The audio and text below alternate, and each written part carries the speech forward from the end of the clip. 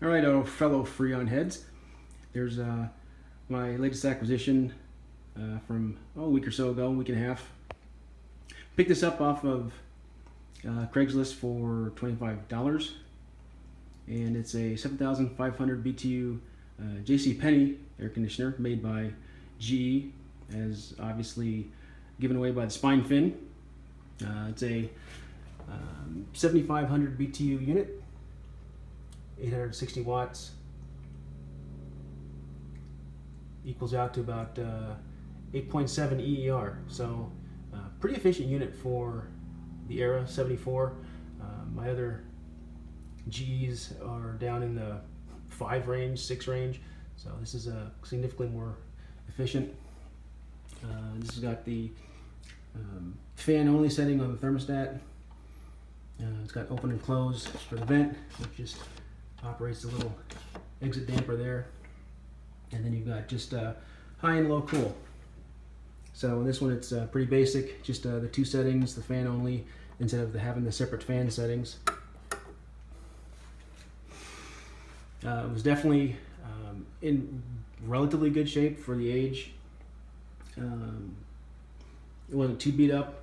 I did have to repair a mounting point for the grill there. This is kind of how it's supposed to look, with a U-nut over the plastic. So that one was all busted away. So some scrap ABS plastic glued in there works out real well for that. On the outside case, we'll get to, it was in pretty good shape, missing one vent rib. Needed obviously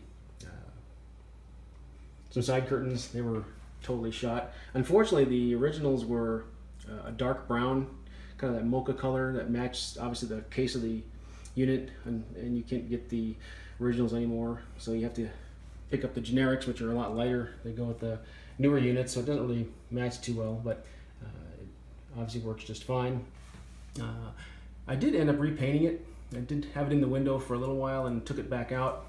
I cleaned it again because it kind of had a musty smell yet to it after the first cleaning. The coils were pretty filthy, so I'd give it a second bath, and you can kind of see, not real well, maybe over here a little better, kind of the original color of the plastic right through here, and then this is the color that I repainted it to on the outside case as well. So I did the top rail and the bottom rail underneath the case, and then the outside case itself with a Rust-Oleum semi-gloss satin nutmeg color. It's a pretty close match, a little more brown, not quite as clay colored, but it looks a lot better. I was thinking about trying to repaint it a light color, like a real light kind of beige or tan, but I just the original color was kind of nice. I liked it, and I didn't want to go drastically changing it. So let me put the front grill on, the first part of it, and then we'll pick it back up. All right, here it is with the first grill put on, the base grill.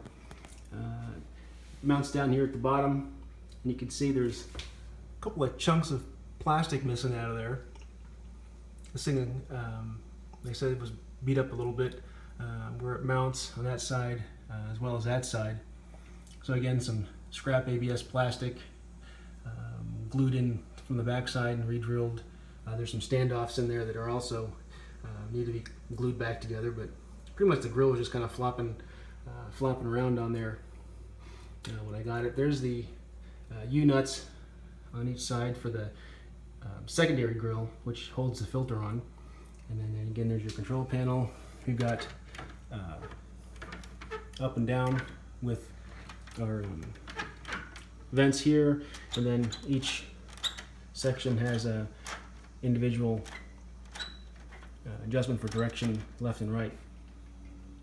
The filter then sits on over this area here, and then the second grill goes on, which covers up the control panel, and I'll put that on next. There's the filter. It just sits there. Just got a little hole cut in it for the screw to go through. It's kind of one of those generic replacement cut to size filters. Obviously it's not the original, but it's in good shape, cleaned up fine, so I just decided to just use it instead of trying to make something else for now. All right, now we have the second grill mounted. That's when we have the hinge down door. Like I said, it mounts with 2 screws. and then holds the filter in place. So unfortunately, you can't change the filter without unscrewing this second grill. But it's not hard to do. It just pops in at the bottom on some plastic pegs, and just the 2 screws hold it. So you know, for once a month or every other month cleaning the filter out, it's not a big deal. Looks a lot like the hot point, larger hot point units, with the flip down hidden door here. Grill is just a little bit different. I don't know if this is a larger unit than the GE Fashion Air size wise. It is a big unit. It's about 24 inches wide, almost 16 inches tall, especially for 7,500 BTU. Probably why it's also rather efficient for the large size with the smaller capacity, plenty of condenser coil space. And it has the flip down door like the larger like the hot point unit. I think the air conditioner guy has a 12,000 BTU unit on one of his videos. It's looks like it's the same size, at least the same style. I just don't know if it's actually physically the same or not. It's kind of hard to tell just from videos and pictures. All right, we'll go ahead and start up. And we'll leave it on fan only for now, and go right to low fan.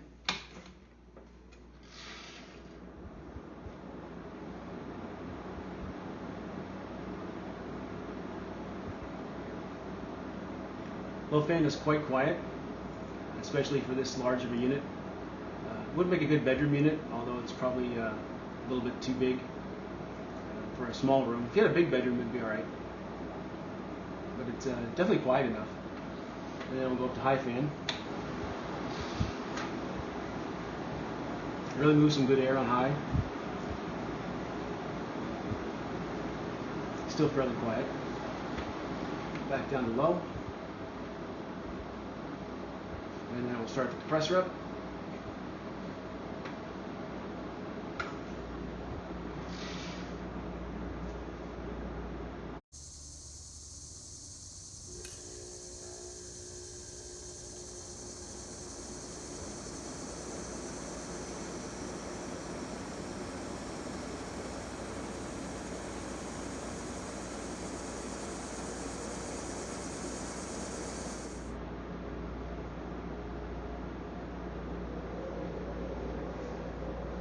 It's got a very quiet compressor, very little vibration. Makes kind of an interesting noise through the evaporator coil when it starts up. You can hear the coolant, the freon almost like boiling inside the coil initially. It's kind of almost like a duck sound. It's rather odd. This is the only unit I have that does that.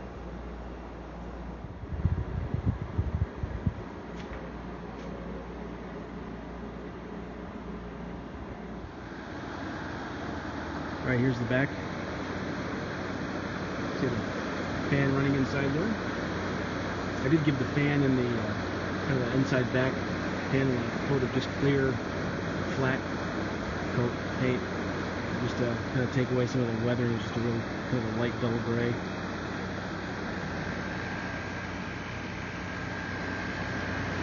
You can see the replacement vent ribbon. Just again some more scrap ABS plastic and a little bit of glue, shaped it in there, and painted. Looks real nice. And you see the drain hole.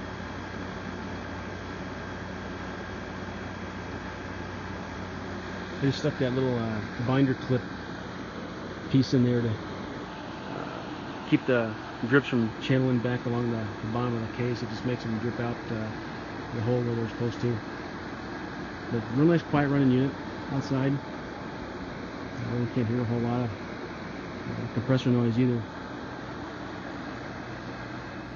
Alright, we've had the unit running here for about 5 or 10 minutes. Got the trusty thermocouple in the vent. We're running about 51 degrees exit air on low fan setting. It's not very hot today. It's only about 78 degrees outside. Beautiful day here compared to the heat wave we had a few weeks ago, week and a half ago. Down here on the kilowatt, running about 750 watts. Again on low fan. We go up to high fan.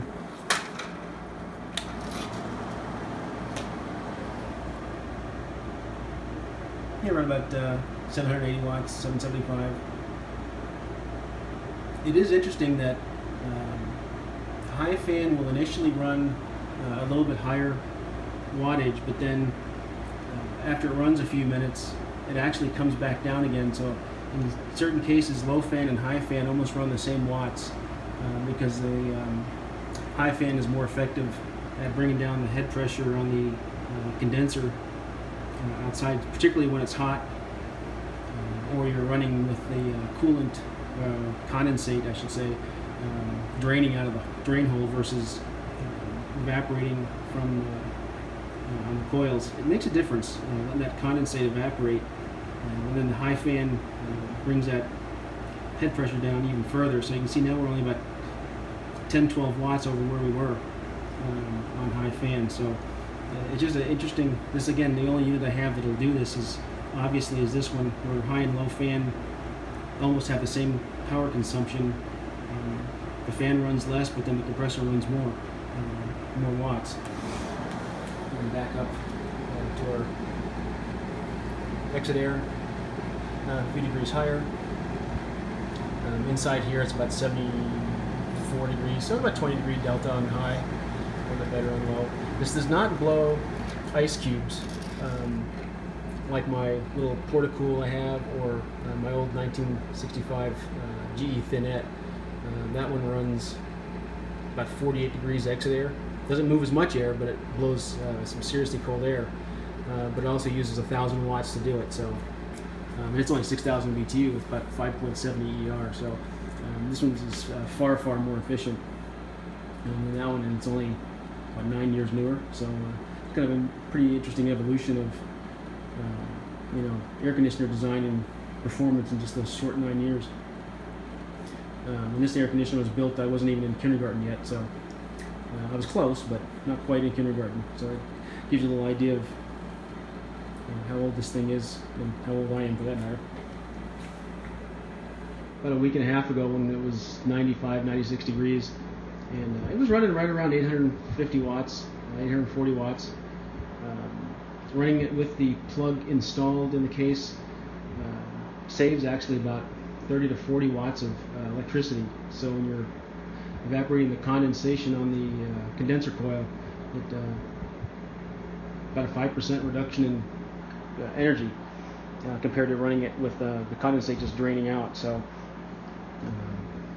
it's easier on the compressor as well, because you're not running against such high head pressure when you're running with the evaporating condensate. So it kind of gives you the option of going both ways. That's pretty much it for this one. It's like I said, 1974 JCPenney. It's definitely a really nice running unit. So hope you enjoyed the video. Hit subscribe if you like it, and check out the link in the description to the Flickr page of pictures. And thanks for watching.